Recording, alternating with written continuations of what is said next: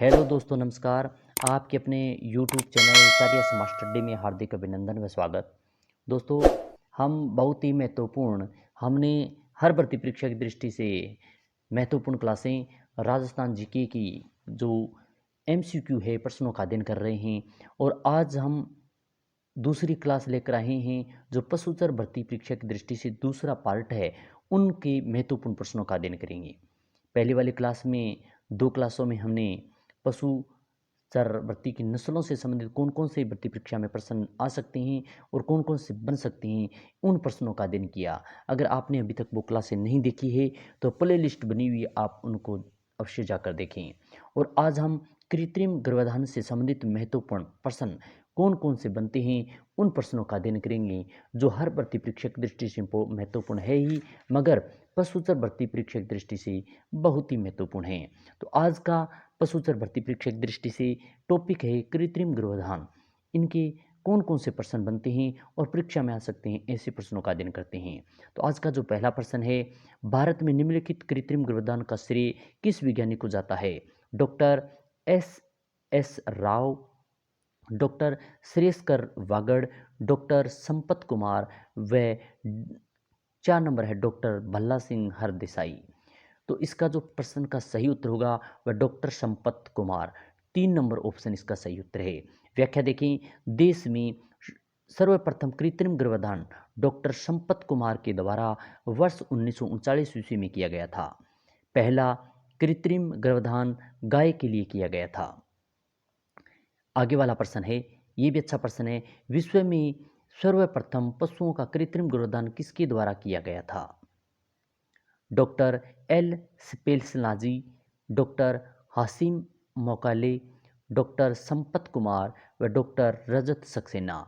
तो इसका जो ऑप्शन संख्या 1 दिया गया है नाजी जानी, तो इसमें ऑप्शन संख्या ए इसका सही उत्तर है, 1 नंबर।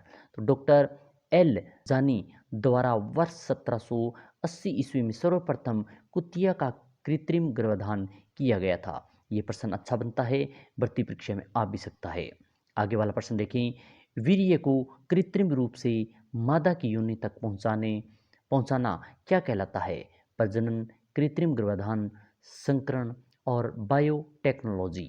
तो इस प्रश्न का जो सही उत्तर होगा वह होगा कृत्रिम गर्भाधान। ऑप्शन संख्या 2 इसका सही उत्तर है। कृत्रिम उपकरणों के माध्यम से वीर्य को मादा जननांगों तक पहुंचाना कृत्रिम गर्भाधान कहलाता है। आगे वाला प्रश्न, कृत्रिम योनि में वीर्य विसर्जित करते समय कितने डिग्री का कोण होना चाहिए? 30 डिग्री, 90 डिग्री, 45 डिग्री व 60 डिग्री। तो इसका जो सही उत्तर होगा वह आप भी कमेंट के माध्यम से बताते रहें। तो इसका सही उत्तर होगा 45 डिग्री। ऑप्शन संख्या 3 इसका सही उत्तर है। कृत्रिम योनि द्वारा वीर्य एकत्रित के लिए 45 डिग्री कोण होना चाहिए। ये वाला प्रश्न है, कृत्रिम गर्भाधान में वीर्य संग्रहण कितने तापक्रम पर किया जाता है? तो इस प्रश्न का 1 नंबर ऑप्शन है -186 डिग्री सेंटीग्रेड, 2 नंबर है -171 डिग्री सेंटीग्रेड, 3 नंबर है -196 डिग्री सेंटीग्रेड और 4 नंबर है -196 एफ पॉन्डाइट। तो इसका सही उत्तर होगा -196 डिग्री सेंटीग्रेड। ऑप्शन संख्या 3 इसका सही उत्तर होगा। अब इसकी व्याख्या देखें, अच्छा प्रश्न है।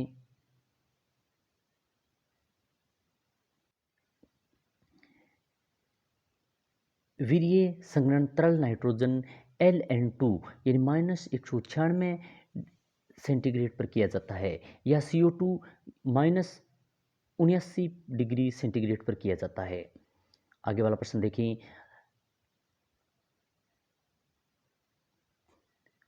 तरल नाइट्रोजन को किस नाम से भी जाना जाता है? क्रोप्रोजिडेशन, बायो कंजर्वेशन, हेप्यूवेशन, मोनोप्रिजर्वेशन। तो इस प्रश्न का आप भी कमेंट के सही माध्यम से ऊपर उत्तर बताएं। तो इसका सही उत्तर होगा क्रोप्रोजिवेशन, यानी ऑप्शन संख्या 1 इसका सही उत्तर है। क्रोप्रोजिवेशन तरल नाइट्रोजन को कहते हैं। पशुपालक को कृत्रिम गर्भाधान के लाभ के संदर्भ में सही कथन है। एक नंबर कहता है कृत्रिम गर्भाधान द्वारा समय की बचत होती है। अच्छी नस्ल के वीर्य को दूर दूर तक पहुंचाया जा सकता है। कृत्रिम गर्भाधान द्वारा नस्ल सुधार किया जा सकता है। और 4 नंबर है उपयुक्त सभी। तो सभी बातें सही है। तो ऑप्शन संख्या 4 इसका सही उत्तर है। व्याख्या देखिए, कृत्रिम गर्भाधान के लाभ की बात करें तो इस विधि द्वारा नर से मादा में, मादा से नर में फैलने वाले संक्रमणों को रोगों से बचा जा सकता है। इस विधि से धन व समय की बचत होती है, जिससे पशुपालकों को नर पशु का रखने की जरूरत नहीं होती।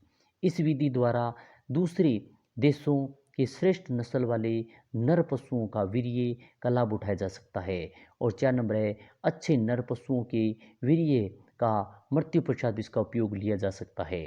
तो ये महत्वपूर्ण इसका व्याख्या अच्छी थी। थाइंग से अभिप्राय है सीमन को तरल नाइट्रोजन से भरना, सीमन को एकत्रित करने की विधि, हिमकृत वीर्य का प्रयोग करने से पूर्व सामान्य तापक्रम पर तरल अवस्था में लाना, सीमन को पोषण प्रदान करने की विधि। तो इसका सही उत्तर होगा ऑप्शन संख्या 3, हिमकृत वीर्य को प्रयोग करने से पूर्व सामान्य तापमान पर तरल अवस्था में लाना। ऑप्शन संख्या 3 इसका सही उत्तर है। हिमकृत वीर्य को प्रयोग करने से पहले सामान्य तापमान या तरल अवस्था में लाना थाइमन करना कहलाता है। थाइंग के लिए आदर्श तापमान क्या होता है? 37 degree, 40 centigrade, 40 degree centigrade, 35 degree centigrade व 45 डिग्री सेंटीग्रेड। तो इसका सही उत्तर होगा 37 डिग्री सेंटीग्रेड। ऑप्शन संख्या ए इसका सही उत्तर है, यानी ए इसका सही है। थाइंग के लिए आदर्श तापमान 37 डिग्री सेंटीग्रेड होता है, जबकि इसे 30 सेकंड के लिए बिक्कर में रखा जाता है। आगे वाला प्रश्न है पशुओं के गर्मी में आने के लक्षण के संदर्भ में सही कथन है। पशुओं में योनि का रंग लाल होना, पशुओं को लस्सेदार द्रव्य यानी से निकलना। 3 नंबर है बार बार मूत्र करना व अपनी पूंछ को हिलाना। उपयुक्त सभी। तो इसका जो सही उत्तर होगा उपयुक्त सभी, यानी सभी बातें सही है। 4 नंबर ऑप्शन इसका सही उत्तर होगा। व्याख्या देखें कि पशुओं के गर्मी में आने के निम्नलिखित लक्षण हैं। पशुओं में योनि का रंग लाल होना, पशुओं में लस्सेदार द्रव्य पदार्थ योनि से निकलना, बार बार मूत्र करना व अपनी पूंछ को हिलाना, मादा पशुओं में खान पान की कमी, गाय भैंस का जोर जोर से रंभाना आदि ये महत्वपूर्ण लक्षण हैं। आगे वाला प्रश्न है गर्भाधान के उचित समय के संदर्भ में निम्नलिखित कथनों पर विचार, सत्य कथन का चयन कीजिए।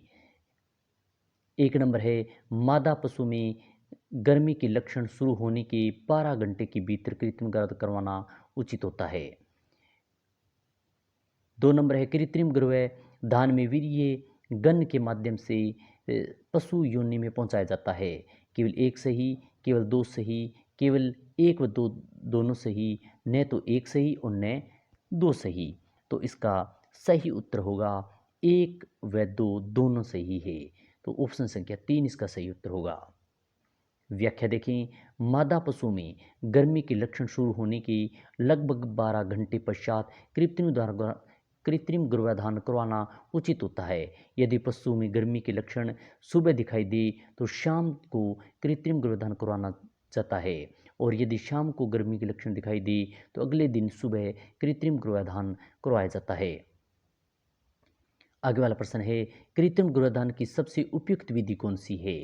रेक्टो वेंजिनल विधि, विजाइनल स्पेकुलम विधि, हंसा विधि, वरेक्टिम पॉपुलेशन विधि। तो इसका सही उत्तर होगा ऑप्शन संख्या ए इसका सही है, रेक्टो विजुलनम विधि। ऑप्शन संख्या ए इसका सही उत्तर है। कृत्रिम गर्भाधान करने की सबसे प्रचलित विधि मलास्य योनि विधि व रेक्टो विजिलनम विधि है। वीर्य एकत्रण के निम्नलिखित में से किस विधि का प्रयोग किया जाता है? मेजाइनो मेथड, कृत्रिम वेजाइन मेथड व इलेक्ट्रॉनिक करंट मेथड व उपयुक्त सभी। तो इसका जो सही उत्तर होगा उपयुक्त सभी यानी तीनों ही विधि उपयुक्त है। तो 4 नंबर ऑप्शन इसका सही उत्तर होगा। आगे वाला प्रश्न, पशु गाय या भैंस में गर्भाधान की जांच किस विधि द्वारा की जाती है? रेक्टम पॉपुलेशन विधि द्वारा, क्रेस विधि द्वारा, विजाइनल स्पेकुलम विधि द्वारा, एबिडोनेलियम पॉपुलेशन विधि द्वारा। तो इसका सही उत्तर होगा 1 नंबर यानी रेक्टम पॉपुलेशन विधि। ऑप्शन संख्या ए इसका सही उत्तर है। पशुओं में कृत्रिम गर्भाधान की जांच रेक्टम पॉपुलेशन विधि द्वारा की जाती है। क्या निम्नलिखित में से किस पशु का गर्भधान सर्वाधिक होता है? भेड़, सुअर, ऊंट और भैंस। तो इसका सही उत्तर आप भी कमेंट के माध्यम से बताएं। तो इसका सही उत्तर होगा 3 नंबर यानी ऊंट। ऑप्शन संख्या 3 इसका सही उत्तर है। व्याख्या देखिए, ऊंट का गर्भकाल 390 से 410 दिन होता है यानी 13 से 14 माह है लगभग। गाय का 9.5 माह है लगभग, भैंस का 10.5 माह है लगभग, बकरी का 5 माह है और भेड़ का गर्भकाल 5 माह के लगभग होता है। मध्यकाल से अस्य है ऐसा समय जिसमें मादा नर के साथ संभोग की तीव्र इच्छा होती है। गर्भधारण के से बछड़े के जन्म के मध्य का समय, बछड़े के जन्म से लेकर 3 माह तक का समय वह उपयुक्त में से कोई नहीं। तो इसका जो सही उत्तर होगा वह होगा ऑप्शन संख्या ए इसका सही उत्तर है। 1 नंबर, ऐसा समय जिससे मादा नर के साथ संभोग की तीव्र इच्छा होती है वो मध्यकाल का से है। व्याख्या देखें, सभी पशुओं में मध्यकाल भिन्न भिन्न होता है। वीर्य प्रशिक्षण के से संबंधित कथनों पर विचार कर सत्य कथन का चयन कीजिए। बीबीसी टेस्ट वीर्य का पीएच मान व शुद्धता का प्रशिक्षण करता है। एमबीआर टेस्ट वीर्य में शुक्राणुओं की संख्या व गतिशीलता की जांच करता है। केवल 1 सही, केवल 2 सही, केवल 1 व 2 दोनों सही, न तो 1 सही न 2 सही। तो इसका सही उत्तर होगा 1 व 2 दोनों सही है। 3 नंबर ऑप्शन इसका सही उत्तर होगा। वीर्य का पीला रंग राइबोफ्लाविन के कारण होता है। वीर्य में गंध एमिनेशन के कारण होती है। बीबीसी टेस्ट वीर्य का पीएच मान व शुद्धता के प्रशिक्षण करता है। एमबीआर टेस्ट वीर्य में शुक्राणुओं की संख्या व गतिशीलता का प्रशिक्षण करता है। आगे वाला प्रश्न है, वीर्य की तंतुकरण में कौन सा अम्ल प्रयोग किया जाता है? साइट्रिक अम्ल, डाइहाइड्रोटिक सेट्रोप्लोमाइसिन व सोडियम साइट्रिक हाइड्रेट और ग्लिसराइल। तो इस प्रश्न का सही उत्तर होगा साइट्रिक अम्ल। ऑप्शन संख्या 1 इसका सही उत्तर है। वीर्य तंतुकरण में साइट्रिक अम्ल का प्रयोग किया जाता है। गायों की कृत्रिम योनि का तापमान कितना होना चाहिए? 30 degree centigrade, 40 degree centigrade, 35 degree centigrade और 45 डिग्री सेंटीग्रेड। तो इसका सही उत्तर होगा 40 डिग्री सेंटीग्रेड। सी ऑप्शन इसका सही उत्तर है। गायों की कृत्रिम योनि का तापक्रम 40 डिग्री सेंटीग्रेड होना चाहिए, जबकि भैंसों के करीब 39 होना चाहिए। आगे वाला प्रश्न है, विश्व की प्रथम क्लोनड भैंस कौन सी थी? डोली, महिमा, ग्रीमा, लूसी। तो इसका सही उत्तर होगा ग्रीमा। ऑप्शन संख्या 3 इसका सही उत्तर है। कौन सा आगे वाला प्रश्न है, कौन सा EAI कृत्रिम गर्भाधान तकनीकी का प्रयोग भैंस में किया जाता है? गर्भ योनिकी, रेक्टो योनिकी, रेक्टो गर्भाशय प्रतिरेक्टी तकनीकी। तो इसका सही उत्तर होगा रेक्टो योनिकी। ऑप्शन संख्या 2 इसका सही उत्तर है। पशुधन सहायक भर्ती परीक्षा में ये प्रश्न आया हुआ भी है। जमे हुए वीर्य को खाली स्थान के तापमान पर तरल नाइट्रोजन के संरक्षण और संग्रहित किया जाता है। -96 degree centigrade, 79 degree centigrade, -196 degree centigrade और 179 डिग्री सेंटीग्रेड। तो इसका सही उत्तर होगा ऑप्शन संख्या 3 यानी -196 डिग्री सेंटीग्रेड। 3 नंबर ऑप्शन इसका सही उत्तर है। कृत्रिम गर्भाधान करते समय वीर्य के स्टोकों को खालिस्तान तापमान पर 0.5 से 1.0 मिनट तक लगाना चाहिए। 35 से 37 डिग्री सेंटीग्रेड, 40 से 42 डिग्री सेंटीग्रेड, 3 नंबर है 25 से 27 डिग्री सेंटीग्रेड और 4 नंबर है 4 डिग्री सेंटीग्रेड। तो इसका सही उत्तर होगा 35 से 37 डिग्री सेंटीग्रेड। सी 1 नंबर ऑप्शन इसका सही उत्तर है। निकट संबंधी पशुओं के बीच होने वाले प्रजनन को कहते हैं बही प्रजनन, अंत प्रजनन, क्रॉस प्रजनन व ग्रेडिंग प्रजनन। तो इसका सही उत्तर होगा अंत प्रजनन। यह 2 नंबर ऑप्शन इसका सही उत्तर है, अंत प्रजनन इसका सही उत्तर होगा। कौन सी प्रजनन पद्धति से नई नस्ल पैदा होती है? आउट क्रॉसिंग, क्रॉस ब्रीडिंग, इन ब्रीडिंग और ग्रेडिंग अप। तो इसका सही उत्तर होगा 2 number cross breeding. 2 number option इसका सही उत्तर है। वह मादा जो कभी गर्भावंत नहीं होती कहलाती है? यूनिपेरा, नलीपेरा, प्राइमीपेरा व प्लीरीपेरा। तो इसका सही उत्तर होगा नलीपेरा, यानी 2 नंबर ऑप्शन इसका सही उत्तर है। मध्य चक्र की सबसे लंबी अवस्था है dia stage, pro stage, met stage व इन स्टेज। तो इसका सही उत्तर होगा डाई स्टेज। ऑप्शन संख्या 1 इसका सही उत्तर है। अगला प्रश्न है कृत्रिम गर्भाशय के लिए एक मिनिस्ट्रा में कितनी सीमन की मात्रा होती है? 1.2 ml, 0.5 ml, 0.25 ml व 1.0 ml। तो इसका सही उत्तर होगा 0.25 ml या 2.25 ml। 3 नंबर ऑप्शन इसका सही उत्तर है। में यौवनावस्था की अनुमानित आयु होती है 4 से 12 माह है, 6 से 18 माह है, 18 से 24 माह है व 10 से 24 माह है। तो इसका सही उत्तर होगा 4 से 12 माह है। ऑप्शन संख्या 1 इसका सही उत्तर है। मध्य चक्र को बांटा जाता है 2 भागों में, 3 भागों में, 4 भागों में और 6 भागों में। तो इसका सही उत्तर होगा 4 भागों में। ऑप्शन संख्या 3 इसका सही उत्तर है। भैंस की सामान्य गर्भावधि की लंबाई कितनी होती है? 260 दिन, 280 दिन, 310 दिन व 410 दिन। तो इसका सही उत्तर होगा 3 नंबर 310 दिन। 3 नंबर ऑप्शन इसका सही उत्तर है। कौन सा नर पशु का सहायक यौन अंग नहीं है? शुक्राशय, प्रोस्टेट ग्रंथि, अश्रु ग्रंथि, काउपर ग्रंथि। तो इसका सही उत्तर होगा अश्रु ग्रंथि। ऑप्शन संख्या 3 इसका सही उत्तर है। किस पशु में मध्य चक्र से पहले रक्तस्राव होता है? गाय, भेड़, कुतिया और बकरी। तो इसका सही उत्तर होगा कुतिया। ऑप्शन संख्या 3, यानी कुतिया होती है इस पशु में मध्य चक्र से पहले रक्तस्राव होता है।